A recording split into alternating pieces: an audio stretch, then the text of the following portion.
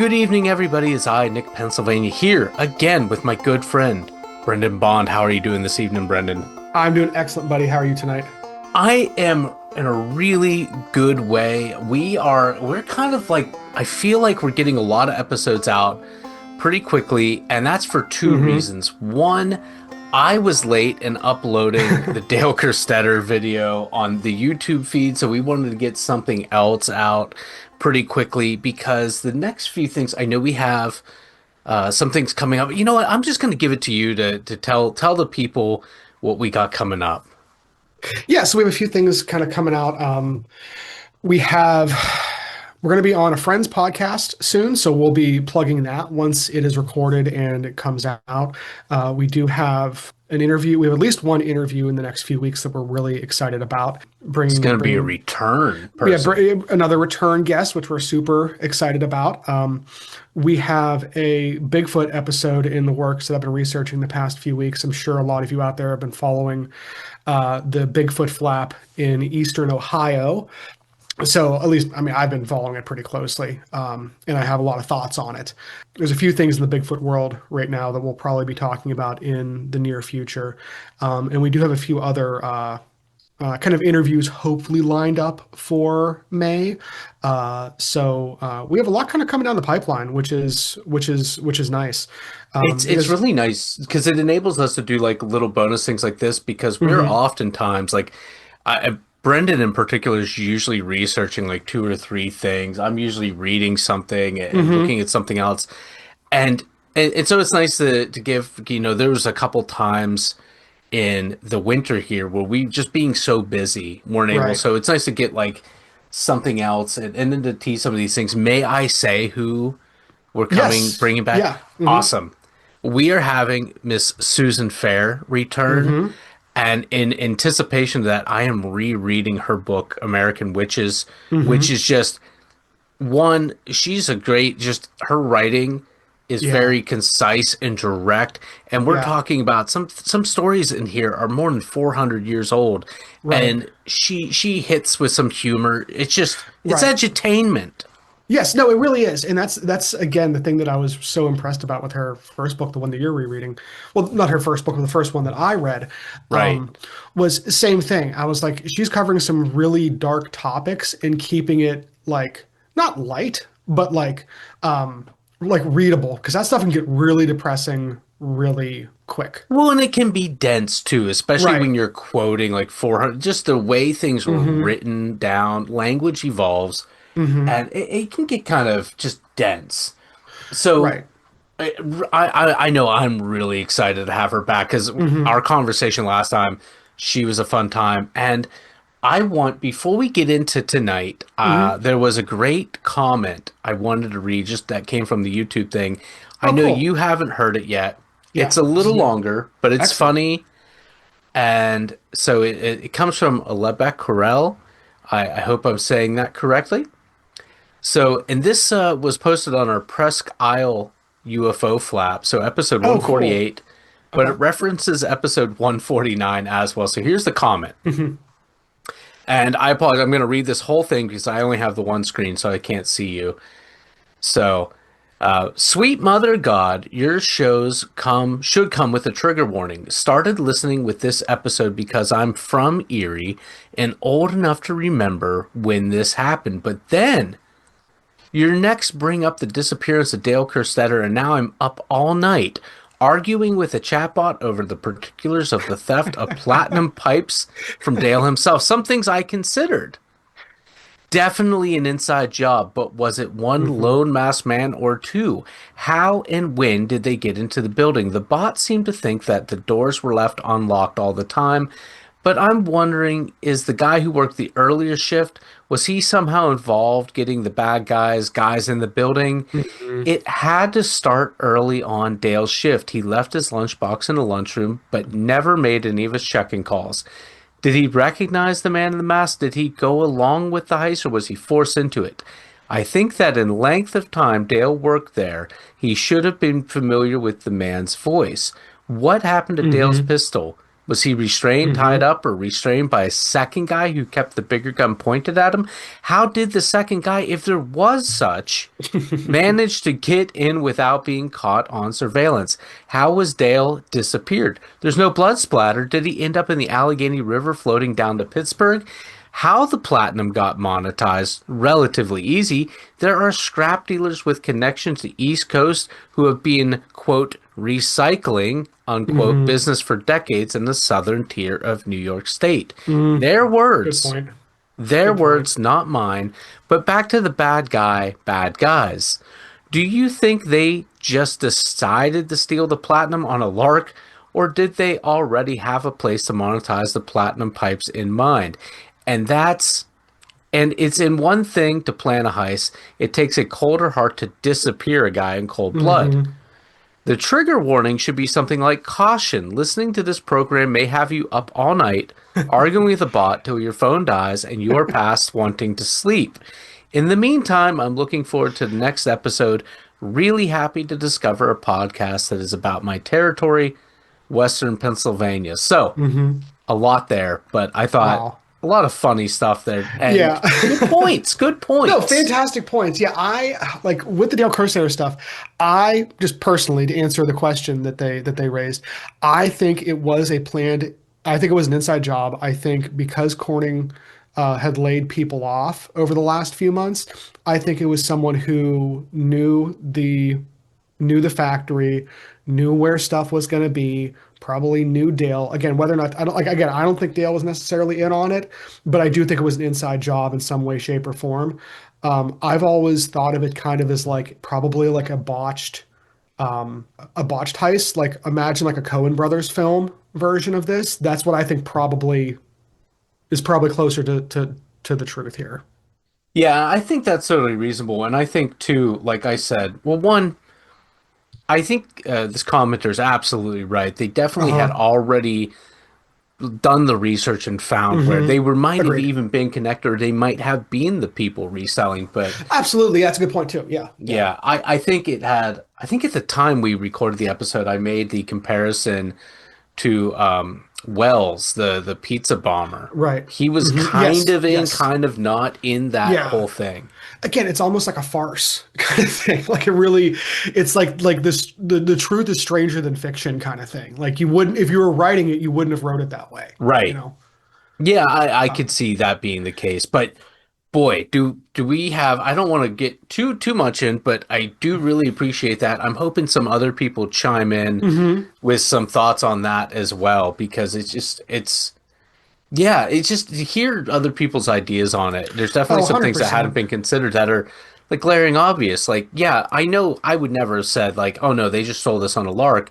They had a Hmm. plan, but I don't know why I didn't consider like they had probably already orchestrated how they would move the platinum That's a good point. before I they ever hadn't, acquired it. yeah, I've never actually heard anyone else bring up that like maybe these people were already like in connection with the people doing the recycling. Like, that's a really salient point, I think, Yeah, that the commenter's bringing absolutely. up. Yeah. So, speaking of dense research and everything, Yeah. we wanted to bring something up tonight that we've been kind of looking for an excuse to talk about for a while, but do it in the right way because, as you all know, we normally don't like doing true crime, but kind of the Dale Yeah. Kerstetter thing made us think about this again. You know? Right. Yeah, we've done a little true crime stuff in the Hmm. past, but we're always trying to walk a line, and we've been sitting on this one for maybe two Hmm. years now. Right, right. And we wanted like again do stuff right and everything. So this is one of those ones we've been researching a little while off and on, like you said. And just kind of wanted to get it over to everyone now because we do think people out there are going to have just like the commenter you mentioned with Dale Kirsten, I think people are going to have opinions on this stuff, and we want to hear those from people and invite people to do their own research as well. Because again, even though these things have taken place, decades and decades ago, Yeah. there are, in this case, music historians. There are true crime sleuths on Reddit talking about these things. We just think it would be an interesting topic for this podcast, even if it is a bit of a deviation from our normal kind of format. Yeah, and now thankfully there were no outright fatalities with this. Right. But it's like serial killers. That's Hmm. kind of touchy, and I know like some places with regards to like podcasters, Hmm. editorialists, even some news outlets are no longer putting the names of like shooters in the Yes. reports because they don't want to glamorize that. But again, Hmm.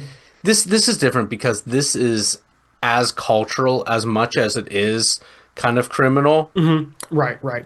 And like me and Nick have alluded to many times and talked about how we're both musicians. I do a little more kind of like modern guitar kind of bass stuff, where Nick does a lot of a lot of flow. Anti-modern. Yeah, a lot of anti. I was gonna say like classic, but that doesn't really cover this. I guess like yeah, but yeah. So like we're musicians, so this is something Yeah. that hits close to home because of just our not only what we're into, but like the lives we have led. You Well, know. and also like the even though nowadays we're kind of in different Hmm. places, like you were always kind of moving forward. I was always kind of digging past when we were kids, Hmm.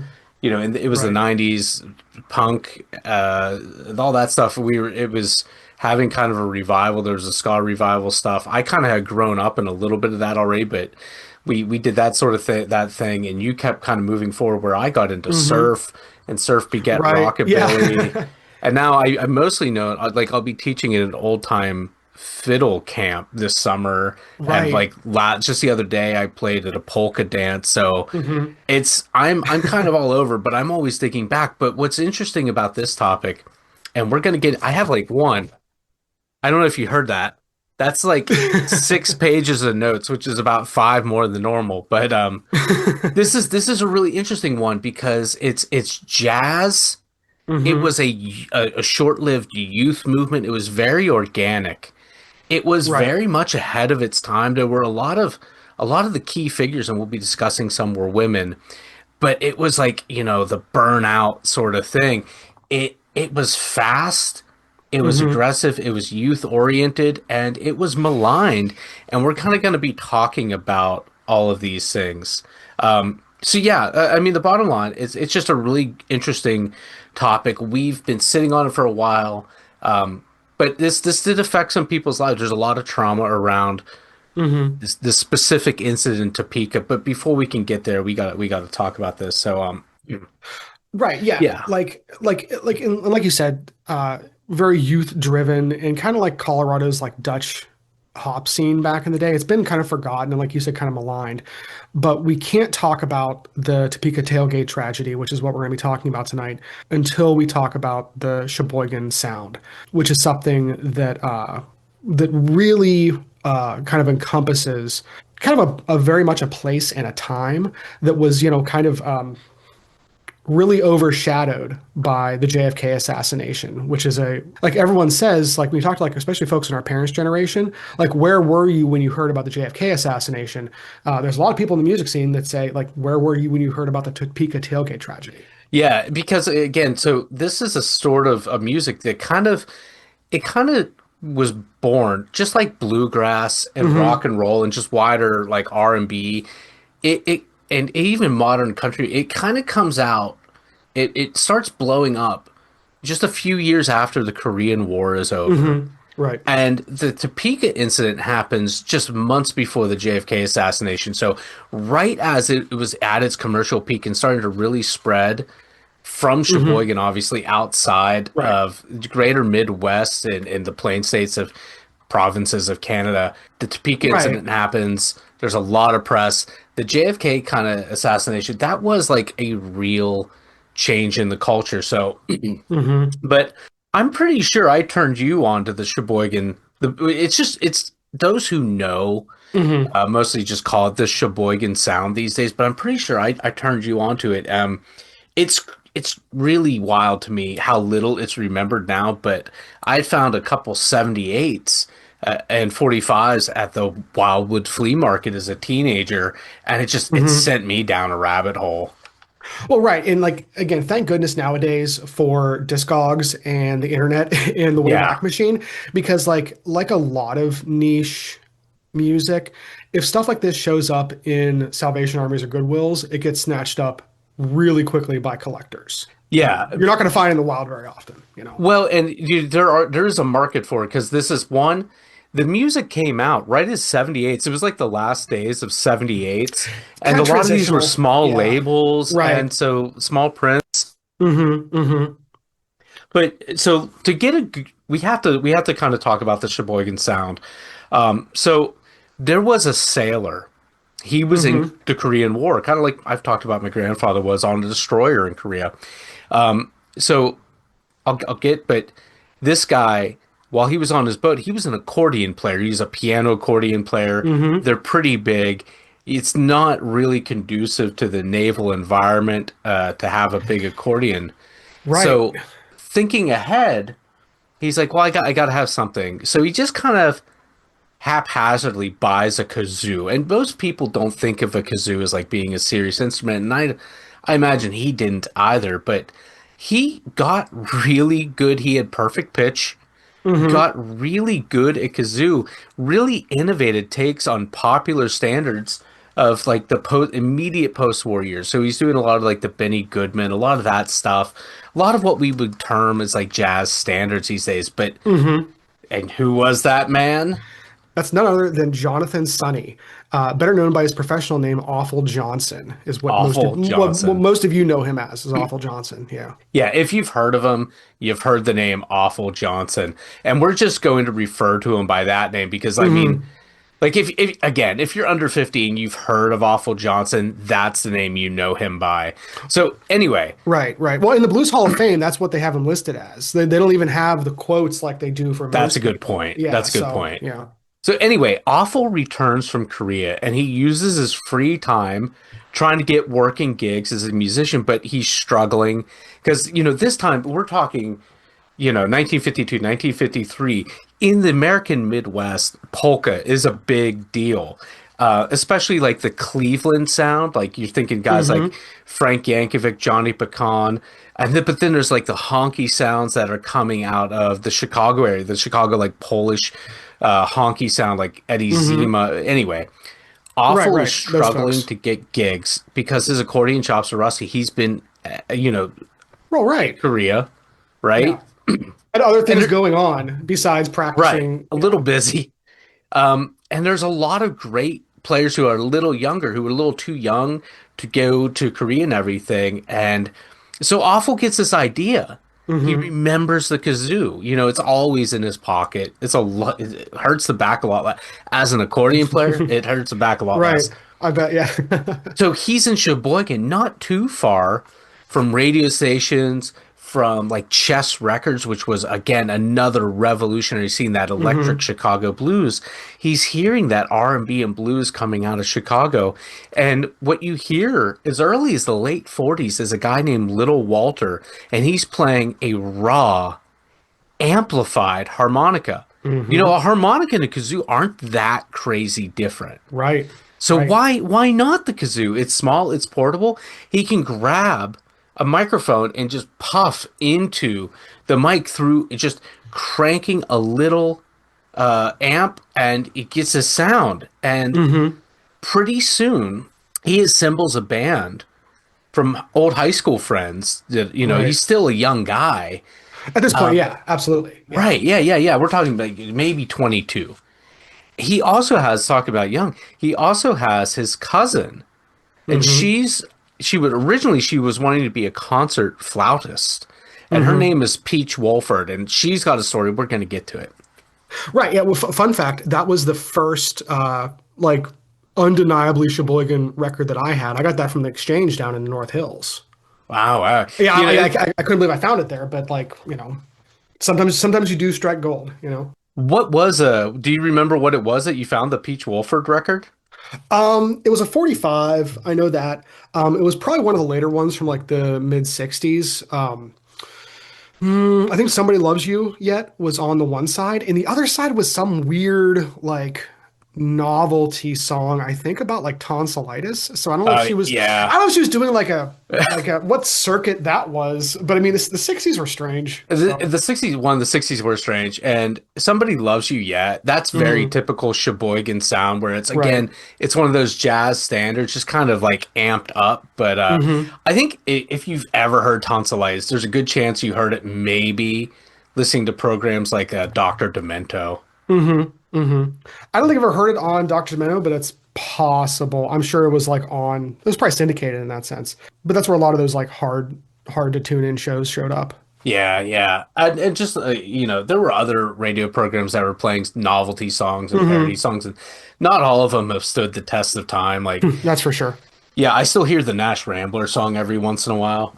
But anyway, so Awful Johnson and Peach Wolford established what is still considered to be the instrumentation of a classic Sheboygan combo. So Awful played the lead melody on kazoo. And the common kazoo, like if you just pick up a dollar hmm kazoo, that's a tenor kazoo. Believe it or not, they're all different, ranges of kazoo. So Awful Right. played the main melody. He played a tenor kazoo through like a Gibson, like a B9. So Gibson, it was a little 10 or 12-inch speaker, and he would just push it to its limit. And that saturated sound was aggressive and exciting. And Peach, she would provide like a counter melody, a second hmm complementary melody on a lower baritone kazoo. And the rest of the band consisted of Larry Pateman on auxiliary percussion. He mostly played mallets like vibraphone or xylophone. I really, honestly, sadly don't know the difference between two, but Right. he would be standing up and he had a small kick bass drum that he hmm was also playing. And then there was Harold Zinzer on the tenor banjo, but Harold, he didn't stay around long enough to record much with the group. Some of the early 78s. He was also in Korea. He took advantage of the GI Bill to attend college.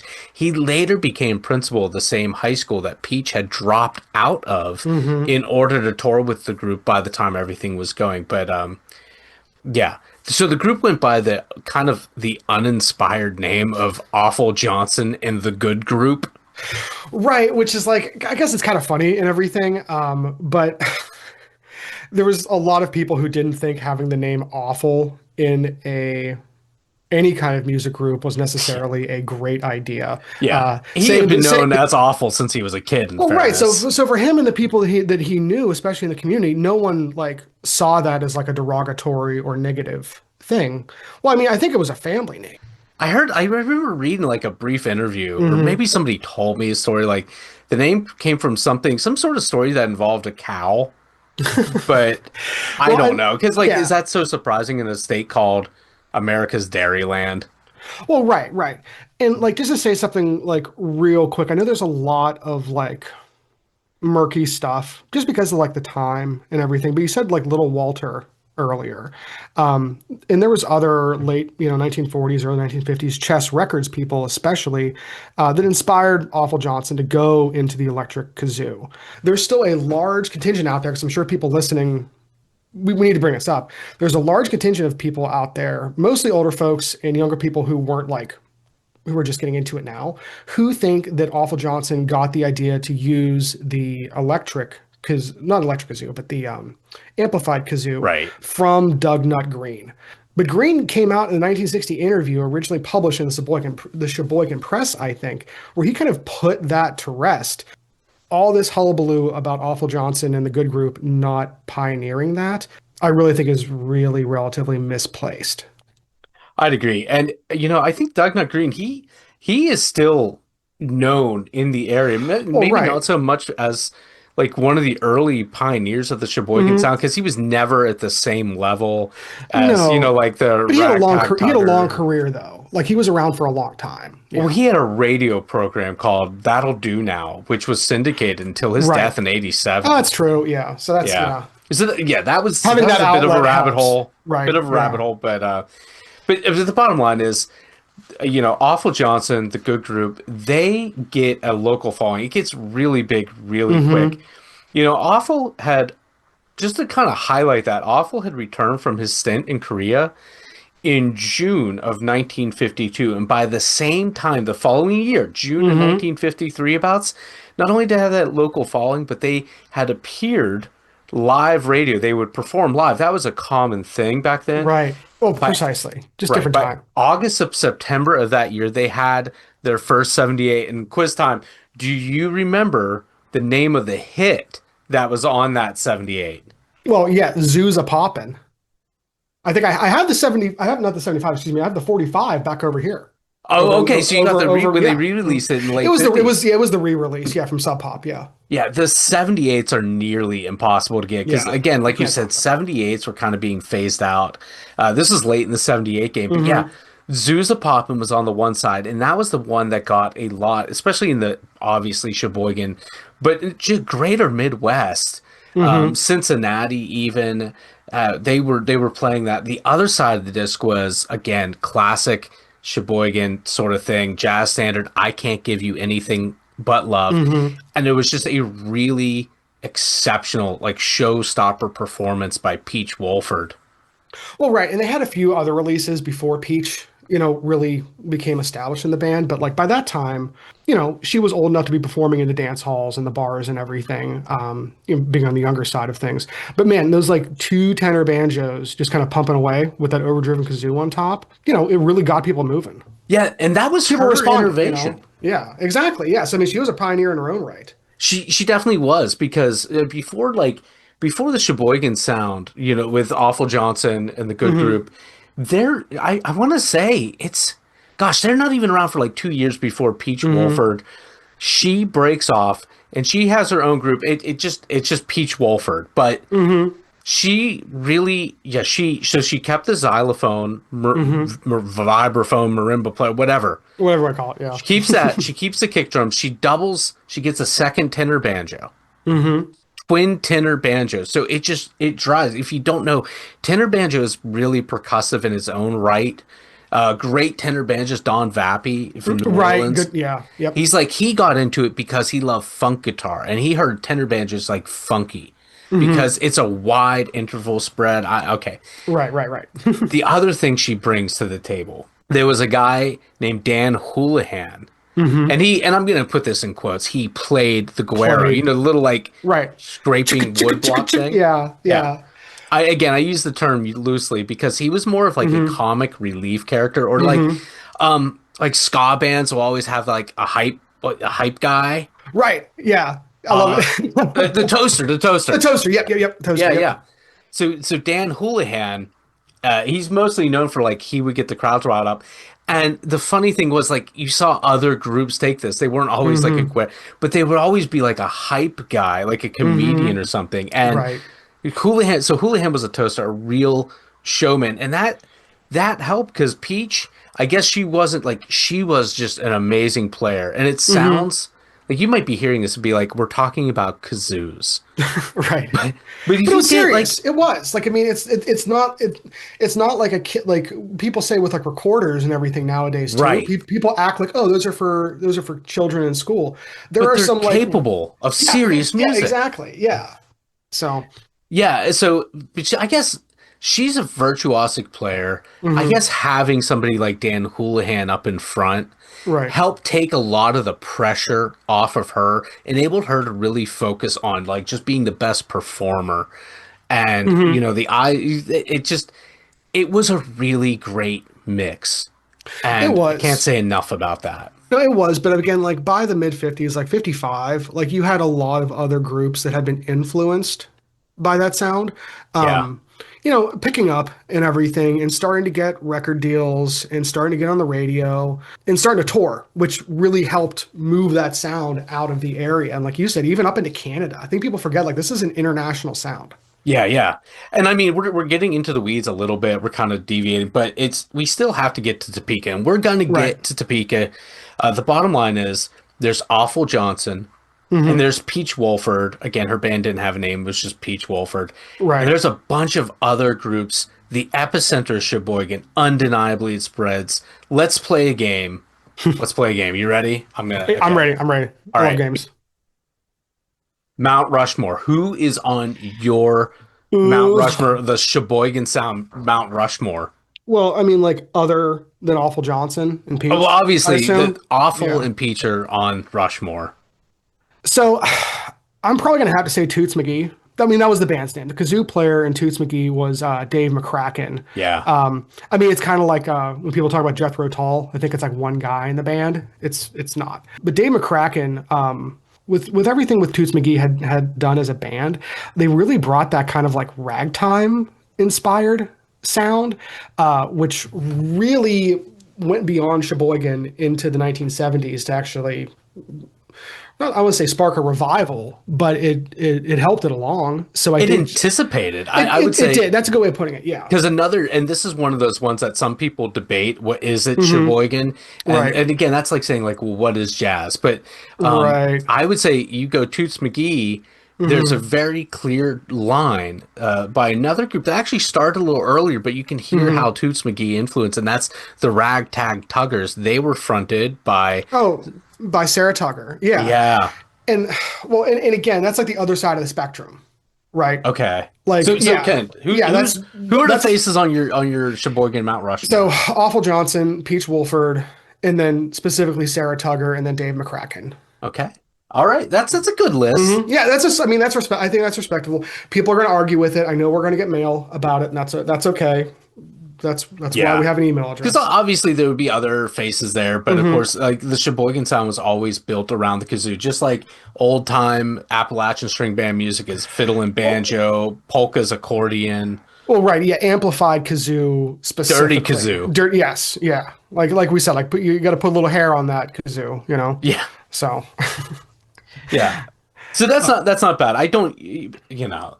Speaking of dirty, there was an awesome tune called "The Dirty Kazoo of Elkhart Lake." yeah, yeah, yeah. No, and it's so okay for the songs you're going to put on this Rushmore. We Oh, have to say "Zooza Poppin'." That has to Zusta be on the Poppin'. list. That We has to be on the already list. mentioned it. It was the first. It was the Right. first. It was the first like legitimate hit. Yeah. It's like Zelda 1 isn't the most fun Zelda game to play, But yeah. but it's where it all begins. So yeah, okay. Well, I mean, I'm gonna retread because I Hmm. really think the Ragtag Tuggers Red Velvet Hmm. Rag is up there. And you know, like Yeah. normally I don't trust songs that have monologue or teach you how to do the dance, the titular dance of the song, but Or tell you to clap. Yeah. Red Velvet Rag does both. It's Hmm. still good. A name we haven't mentioned, there's Zesty Ross. They Hmm. had a real consistent run of solid tunes. If you can find one album, I think it's on CD. It's Hmm. Heaven's Zesty. But Zesty Ross, if I had to pick one Zesty Ross number, I'd have to go with Emily's favorite, which is Washington Quick Trot.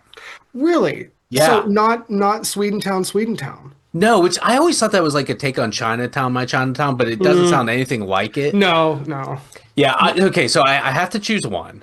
So Hmm. I'm going my Mount Rushmore of like classic Sheboygan tunes are, and check these out: Red Velvet Rag, Hmm. Washington Quickstep, Awful Johnson. That was one of his last recordings before diabetes took him. Is the Bobby Soxer with the long thighs, Hmm. and then very last one. So I got Red Velvet Rag, Washington Quickstep, Bobby Soxer with the long thighs. I'm gonna go with Dairyland Dancehall Serenaders, Alabama Vest. Oof. Well, I mean, some people don't even consider that true Sheboygan, Yeah, I mean but they were far flung, but I right, mean a triple kazoo group. What other than a clear Sheboygan right. influence? And I don't even care that they are from Kansas. I almost said the Bobcats Big Noise from Uh-huh. Wintaka, which clearly Sheboygan. They are from Hmm. Illinois. They tried to put their own spin on it. They would whistle because I guess it was too hard to play the kazoo and bass at the same time. Hmm. Yeah. Funny enough,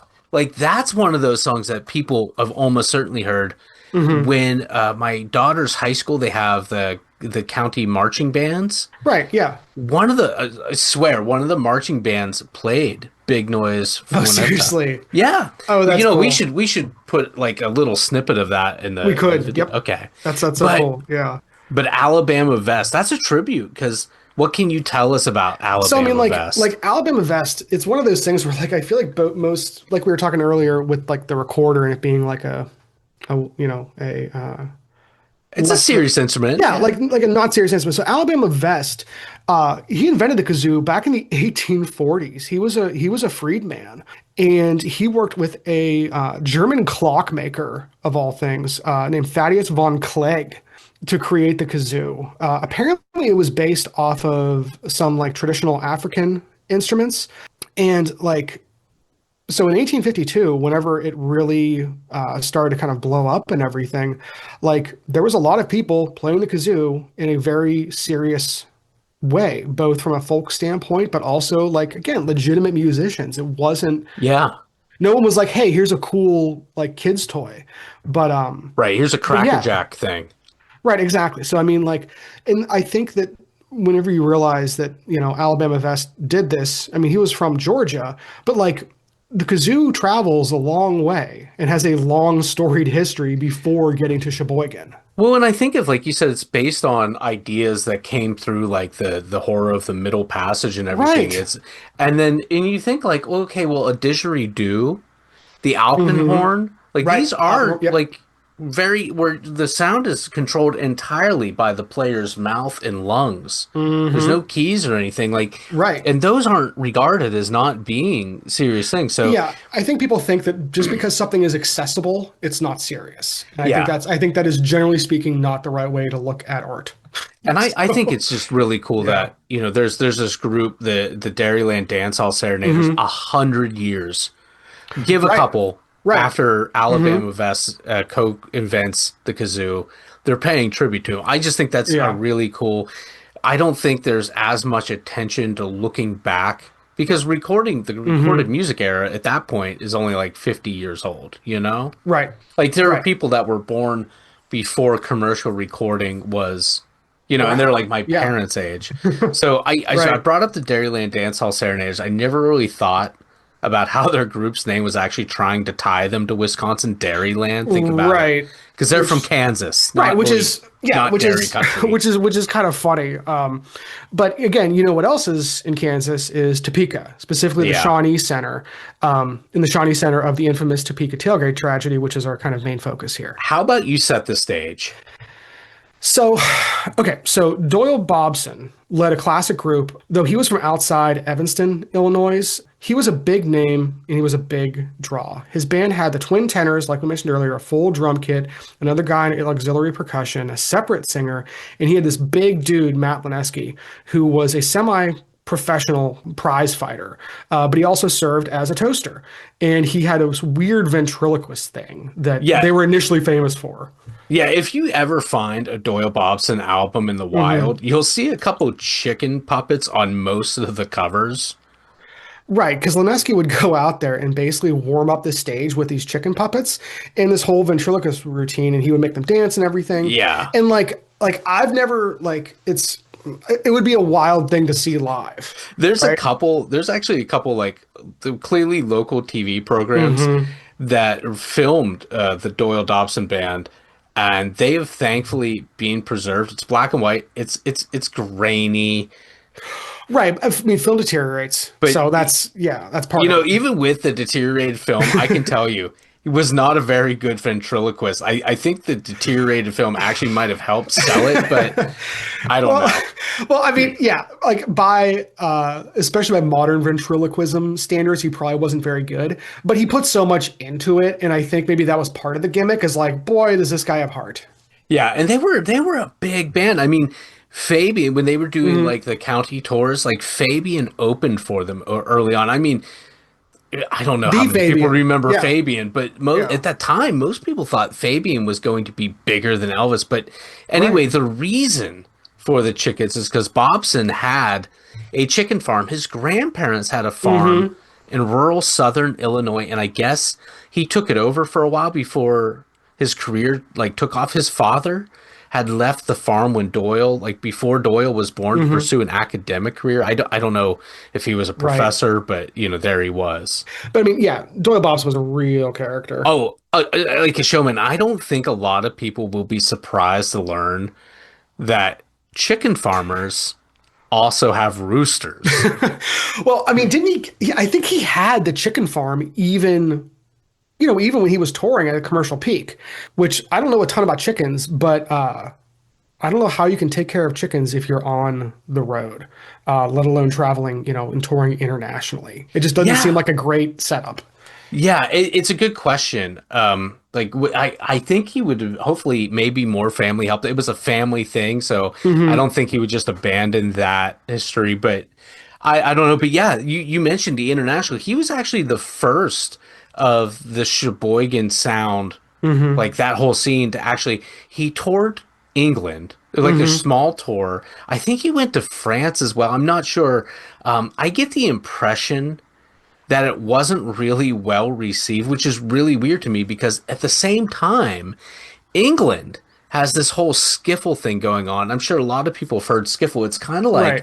jug band music, but like Hmm. Robert Page or Jimmy Page, not Robert. Who's Robert Page? Jimmy Page of Led Zeppelin, when he was like a teenager, was on British television with his Hmm. skiffle group. Obviously, the Beatles started as a Hmm. skiffle group, the Quarrymen. Skiffle was like a really popular thing, and I don't know why this wasn't more popular in England. I don't, maybe the English weren't really ready for it. I mean, we're talking about electric bands with a lot of energy, and obviously this is before the Beatles. And I think Dobson was like there Hmm. in like 59 or 60. Maybe some other Dobson family members watched The Farm. I don't know. Yeah, I think it was just probably too new, you know. But I mean, maybe he hired help, you know. I mean, Yeah. because he had the money for it, you know. Oh, yeah. I mean, I think the bottom line is that he, because I mean, people like to talk about this, but he also made money organizing, promoting cockfights, which weren't cool then and aren't cool now. But those were just the times. And, you know, him Yeah. being at a cockfighting ring would bring people in just because he was there. That's just how Mhm. popular it was. And so, yeah, I think that probably plays into why so few people remember the Sheboygan Sound, you know. Yeah, it's great because we're talking like before Detroit. I mean, Hmm. Motown hasn't had it yet. Before Muscle Shoals, obviously before places like Seattle, For Sheboygan. Yep. Sheboygan. It's a fun city to say too, but yeah, all these things align. Anyway, let me get to the cockfights. Yes, which were again still illegal back then. Still Like, which was legal, still, legal. or Yeah. excuse me, yeah, it was still legal. Excuse me. Yeah. Yeah, and after the Topeka tailgate tragedy, Hmm. after that incident, there was a big push to ban cockfighting in Kansas. A number of states had already done so Right. because it's like you said, it's not cool. It's pretty brutal, but also like it brings in like gambling and it can bring out Right. like really seedy, unsavory characters and Hmm. action. So, I actually looked up when they banned cockfighting in Kansas. You care to guess when they banned cockfighting in Um, Kansas? I mean, we were in college because I remember Wilford Brimley advocating for it to remain legal, Yeah. which, like, even at the time was like, listen, man, if you got diabetes and you're all about cockfighting, like, maybe What you're are on the you wrong, doing? yeah, maybe you're on the wrong side of things, man. Like, chill out a little bit. Like, That you know what that's yeah, like that is like I know I've shared that with you because Wilford Brimley, like that blew my mind that you if you don't believe us, look right. it up. Wilford Brimley, but he did. He tried to defend cockfighting. Hmm. I think it was in Utah where he did, but the bottom line is Probably, yeah. most people only think of him about diabetes or like Quaker oats or whatever, but yeah, you're really close. It was Yeah. 2002, Kansas banned God, it's so cockfighting, so early. Yeah. right before we went to college. Right. Ugh. Yeah, I mean, so, but anyway, to kind of like lay the stage and everything. So at the time, it's August in Topeka, so it's dry, it's dusty, it's certainly hot. Yeah, and Bobson and his group, they're going to be performing 2 nights at the Shawnee with the Jordanaires, the vocal group. They were Hmm. there. You've heard them on like Buddy Holly on Elvis records. Right, right. Between sets, because they would play like 2 sets each evening, like a couple hours. There was dancing. They were going to have a cockfight, and there was I mean, it sounds ridiculous to say out Right. It loud. does. It sounds crazy. It sounds Yeah, crazy. it totally is. It would never happen today, but again, these are different I, I, times, you know, I mean, I'm sure apparently. cockfights are still happening today, but Right. the local NBC radio affiliate probably wasn't going to broadcast that. Imagine how much it would suck to have to be the color commentator for like a cockfighting ring Oh my God. Could you on imagine? like ESPN the Ocho, you know? Like Could you imagine like legendary Penguins announcer Mike Lang? oh Like my there he God. like beat me like a rented mule and all like those catchphrases. It's yeah, so They're like Byron Cope just for those Pittsburghers, you know, yeah. Yeah, listening. here we go. But I Double mean, but yoy. luckily, but the cockfight didn't really happen. So, Well, I and we're mean, gonna get to that, but yeah. right. So they're playing 2 nights at the Shawnee. This is in Hmm. Topeka, Kansas. This is a big, big hall. big day, like one I think probably the Midwest's largest dance hall at that point. Um, and great acoustics because again, it's built Right. when PA systems were essentially Hmm. like glorified high school systems. Because this is August 63, Right. 1963, and they're gonna play one set. The local radio station is like I think it's called simulcasting where it's happening live and they're Yeah, it's putting it like the out. cutting. Yeah. And in the middle, they're having this cockfight. So like they have a lot of people there. They have more roosters than they really need. But yeah, you're right. The cockfight didn't really happen. I mean, a Hmm. lot of people. Again, this is where we're trying to like be careful about how we put this. A lot of Right. people Because still remember this. And I mean, folks are still around. Yeah. folk, Yeah. yeah, this is 1963. That's been a while, but it's not crazy. It's not that That's long ago. twenty Yeah. years before I'm born. Hmm. But people all around Kansas, Missouri, Nebraska for sure, they remember. And it's called the Hmm. Topeka tailgate tragedy because again, the incident Hmm. never made it out of the parking lot. Well, right, which is it reminds me of like shows at Star Lake, like so I was looking for I was looking for an article recently. I think it was in the Topeka State Journal. I know I've seen it before, but I couldn't find it even using like the Wayback Machine. But Doyle Bobson was showing some of the fighters and everything in there. He was handling them, and there was a bunch of people tailgating. As you know, people are having fun, and it's summer, Yeah. so like you said, so they're all just like waiting to get into the dance. Like, and And you know how people get whenever they're just standing around. it was probably a lot of excitement, probably too much. It was probably bad for the Roosters and anxiety because they're I'm egged up. Right. So, like eyewitnesses, with how the eyewitnesses describe it, Bobson was holding the one, and it got agitated because again, it's 90 degrees out Yeah. on a Topeka evening. On Um, asphalt. right. Yeah. I mean, it didn't go after him, but the rooster made Bobson lose his footing, and he threw the rooster, and it went into the crowd. Um, he fell backwards and knocked the cages holding the roosters off of the flatbed truck, which is how Yeah. they're moving around at the time. Yeah. And these were not like the plastic and metal pet carriers that we have Right. today. This is not, again, this 1963. These are essentially like balsa wood things. They were light, yeah, and so as a result, a number of the cages broke. The roosters got out, and the ones that didn't fall and break from the original fall and everything were basically stampeded into opening by people as they were fleeing. Yeah, and this is where the Topeka tailgate tragedy starts. So there, like I said, there were more roosters than they needed because the radio needed to ensure Hmm. that they could fill enough of the broadcast time. So like these are not human boxers, and I guess some of the Right, fights, some cockfights are really quick, and others last longer. I do not know. I've never been. I'm not going to. and so like So there's roosters everywhere, and like they're freaking out. Bobson was able to get inside the truck's cabin, so he was relatively safe. And there is that famous photo of him being escorted out by the police with his pants down before he starts actually fighting them. Yeah, yeah, and we'll get to that. I don't Right. know. It was a melee. It was, yeah. But we're not. We'll come to that because I think even if you don't know who he was, most people have seen that picture. Right. But there's more to cover. One of the worst things about the Topeka tailgate horror is that this was a dance, and there were a Hmm. lot of couples. It's a youth Right. music, so there's a lot of young people. Hmm. Like what do they call it? Going steady back then. They were dating, whatever. Some young married couple as well. Right. Yeah, no, I get it, man. I mean, and that's why I think we need to bring awareness to this to kind of honor those victims. Like some people were mauled pretty badly by these roosters. People lost eyes, people lost fingers, and again, that's at a time when like the social safety net wasn't really there. Mhm. So that affected people's lives. I mean, no one died, on scene or anything. Yeah, But thank goodness. yeah, but still, it was a traumatic event for a lot of those people, and for the town, and for the scene as a whole, because these are all just young couples. You Yeah. know? Actually, I have a list of names. So two of them were actually in the band. There was Kate Wood. Hmm. Kate Wood was actually in the Bobson group playing xylophone and guitar, not at the same time. Yeah, that'd be crazy. Not Yeah. that be. There's another one, Brian Dick. He was another band member. He was one of the kazoo The actual players. kazoo players, yeah, right. Yeah. Yeah. So then just public people that came to see, have a good time, enjoy a cockfight. There was Mr. and Mrs. Christopher D'Annunzio, who had been recently married. Hmm. Another couple was Sarah D and Edgar B. That I don't know why they gave the last name of the first couple, but just the last initials of the second couple.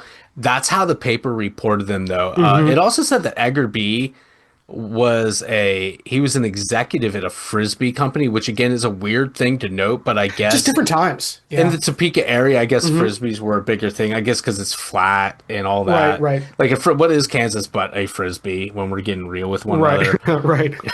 Not to make light of it, but yeah, Yeah, yeah. you're right. You're right. Let me bring it back down. So, to the band members, Kate Wood, Brian Dick, a couple, the Denunzios, Hmm. this Sarah D and Edgar B.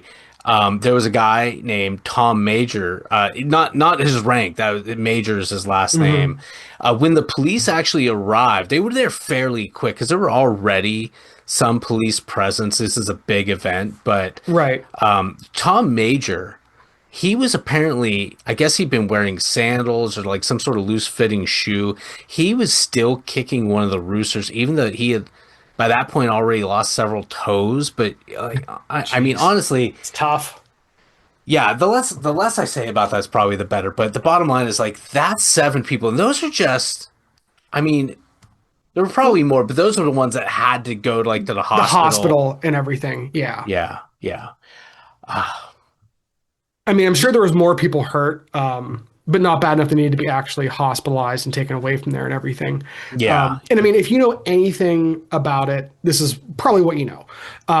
I mean, Doyle really can't be blamed by most people's accounts. yeah. But whenever the state police and firefighters actually show up, they decided that it would probably be best to close the show down for both nights too. Right. And again, as I said, two members of the band were pretty well injured, had to be taken to the hospital. Right. And yeah, I don't know if that was actually known yet. This was a pretty quick response by all accounts. I mean, it's not like it is today with like, minutes being responded, but I'm sure the police and firefighters were keeping an Yeah. eye on this given the type of crowd that was gathering. But I mean, regardless, they say that Dobson, they helped Dobson out of the truck and everything, putting several unruly roosters out in the process.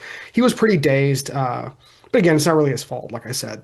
But boy, when the police tell him that they're taking him and the other people to the hospital to be checked out, and the performances are being shut down, that's when Dobson and the radio station rep are livid. As you can imagine, we both put on shows. We know how Yeah. that is. We've both had shows canceled by the police. So Yeah. like Yeah. we've literally minus It's a lot of fire code violations yeah. around here. Minus the roosters. We've been in very similar situations. I mean, because Dobson's apologetic, just like we were.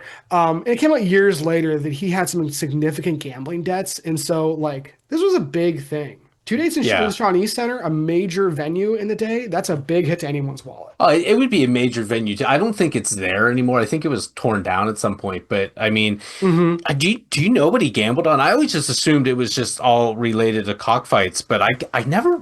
I kind of embarrassed to say all the research I did for today, just because, again, it's kind of hard to get some of this information, but to keep the timeline straight, did you Right. ever like look into like what is he gambling on? So you remember the Doug Nut Green interview I mentioned earlier from the early 60s? Yeah, the Sheboygan Press one.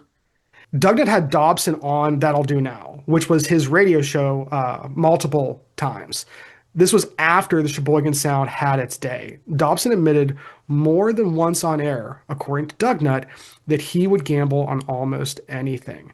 And an oft-told story involved a bet on which beer was colder, and it involved a candy thermometer. I heard about a candy thermometer, but I always thought that was an awful Johnson story. Well, I think that was attributed to him on occasion too. Anyhow, Dobson fought with the police. He became very aggressive, and they had to actually subdue him, which is again Yeah. out of character, but this is a heightened moment. Yeah, yeah. I mean, there's a lot of money, and we don't even. Nobody but Dobson at that time knew the backstory, how Hmm. much he owed and everything. But Right, right. when he was subdued, like they took him down hard, and he fell to the pavement, and it knocked a couple of his front Ooh. teeth out. Yeah, Yeah, and I mean, just like Chet Baker, his playing was never the same after that. yeah. But that wasn't really what ended the Sheboygan Sound. It was a lot of press, more than ending cockfights, the Hmm. press made it out like all Sheboygan sounds, Sheboygan hoppers, they all their fans were like Right. teenage delinquents Right. and criminals, rioters, drug-addled degenerates. Hmm. Yeah, there was a big moral crusade. And then in November, Kennedy was assassinated. Right.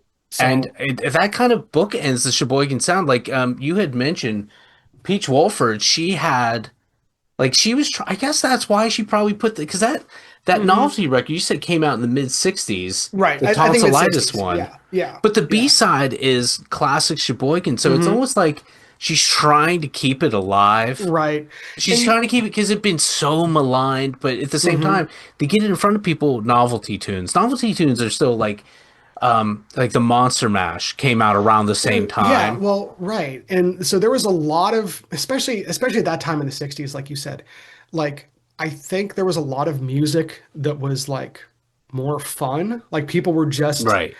enjoying themselves. Because again, back in especially when the Sheboygan Sound started, like again, we can't say this enough. They were serious musicians. They were Yeah. really trying to push things. And it wasn't so much about fun, it was about getting these songs across to people. And I think that's why they still have staying power because they were so serious about what they were doing. What's really interesting to me is that Hmm. we can talk about rock and roll Hmm. had its Blackboard Jungle. It had the Bill Haley riots. Like that Right. all happened. Rock and roll was as much, but like Sheboygan was probably more maligned because the backlash was so swift. But Hmm. rock and roll goes from rock and roll to rock, and it's always like it just kind of gradually became accepted. I mean, by the Right. 70s, you see even like what normal people with like longer hair and everything, it Hmm. would influence. I think it's clear to say that the Sheboygan sound definitely influenced a lot of like the DIY stuff because like Oh, for again, it was sure. such a small Sheboygan wasn't Hmm. like a big, it's not New York, it's Hmm. not Los Angeles, it's not even Chicago. Well, right. It's not even Minneapolis. Well, right. Well, and that's why we were talking about whenever they were over in Europe earlier. That's Yeah. why you have, punks in the late 70s in Whitechapel, England, Yeah. referencing Sheboygan.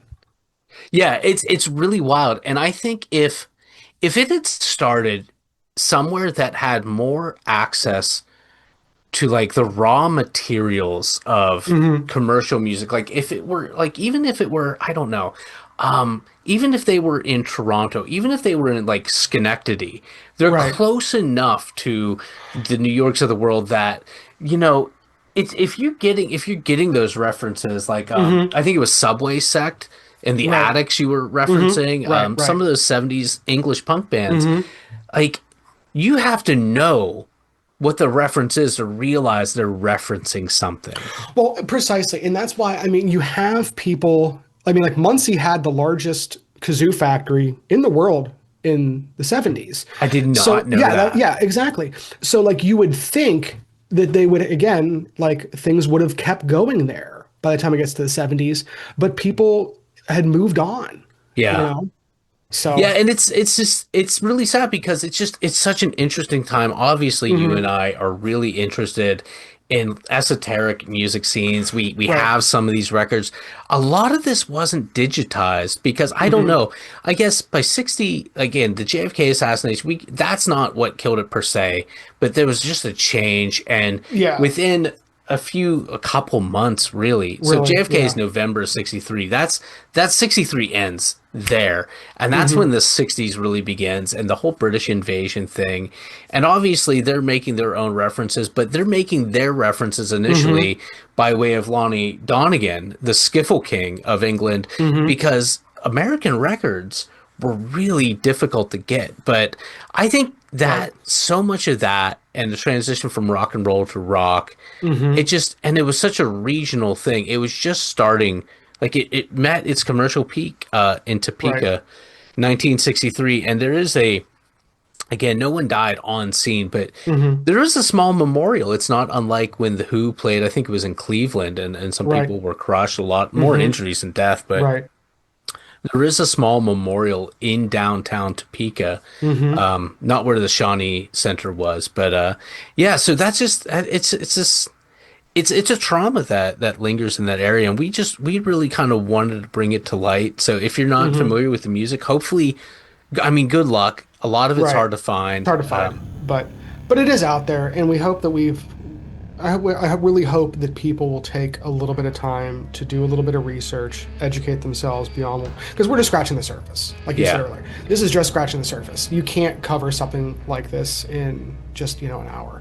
Yeah, and also remember, like the kids are gonna deliberately get into things, push things musically. Well, And you right. don't always have to get it. You don't, but don't. There's no need to malign it.